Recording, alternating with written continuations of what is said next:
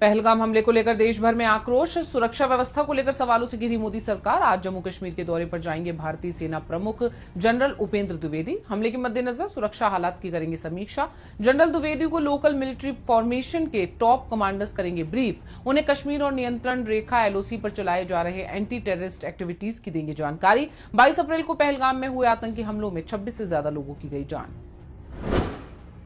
पहलगाम हमले को लेकर आज देश भर में कांग्रेस का कैंडल मार्च। राष्ट्रीय और राज्य सहित जिला स्तरों पर कैंडल मार्च निकालेगी कांग्रेस। पहलगाम में जान गंवाने वालों को करेगी याद। एक दिन पहले दिल्ली में आयोजित सीडब्ल्यूसी की अहम बैठक में पार्टी ने लिया था कैंडल मार्च का फैसला। बैठक में सीडब्ल्यूसी सदस्यों ने रखा था मौन। कांग्रेस ने हमले को पाकिस्तान प्रायोजित बताते हुए सरकार से की है कड़ी कार्रवाई और सुरक्षा चूक की जांच की मांग। राहुल गांधी समेत तमाम वरिष्ठ नेता इस आयोजन में होंगे शामिल।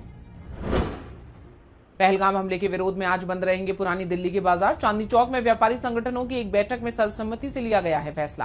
बैठक में आतंकवाद के खिलाफ नारेबाजी के साथ इस घटना की कड़ी निंदा की गई। व्यापारियों ने आतंकवाद के खिलाफ एकजुटता दिखाते हुए किया है बंद का आह्वान। इस बंद के जरिए जम्मू कश्मीर में शांति और अमन की मांग को मजबूत देना चाहते हैं व्यापारियों का मानना है कि यह बंद आतंकवाद के खिलाफ साबित होगा सामूहिक एकता का प्रतीक।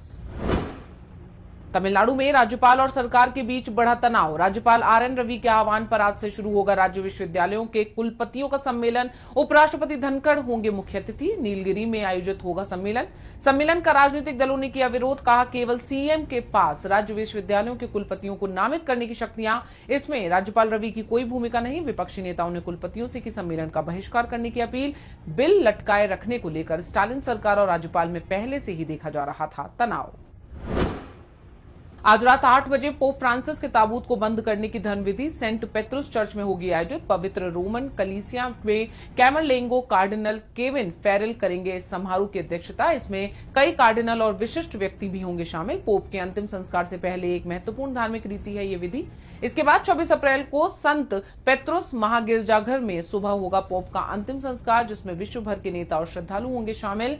इसके बाद पोप फ्रांसिस को सेंट मरिया मेजर महागिरजाघर में किया जाएगा दफन।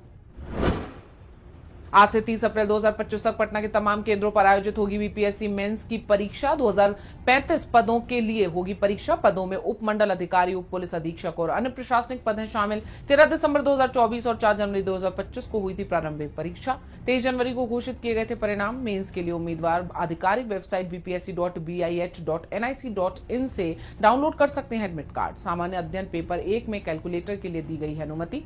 परीक्षा केंद्र में प्रवेश के लिए 2 प्रवेश पत्र की हार्ड कॉपी और एक वैध पहचान पत्र लाना जरूरी। उम्मीदवारों को परीक्षा केंद्र पर कम से कम आधा घंटा पहले पहुंचने की दी है सलाह। आज से एनएसयूआई का देशव्यापी सफेद टी शर्ट संविधान वॉक, संविधान की रक्षा और हाशियाई पर खड़े समुदायों के अधिकारों के लिए आवाज उठाना है इस मुहिम का मकसद। एनएसयूआई के राष्ट्रीय अध्यक्ष वरुण चौधरी ने छात्रों और युवाओं से की है इस आंदोलन में शामिल होने की अपील, जिसमें सफेद टी शर्ट पहनकर संविधान, एससी, एसटी, ओबीसी, महिलाओं, अल्पसंख्यकों और गरीबों के हक के लिए किया जाएगा मार्च। लोकतांत्रिक संस्थाओं पर हमले और सामाजिक न्याय के मुद्दों के खिलाफ एकजुटता का प्रतीक बताया जा रहा है यह आंदोलन।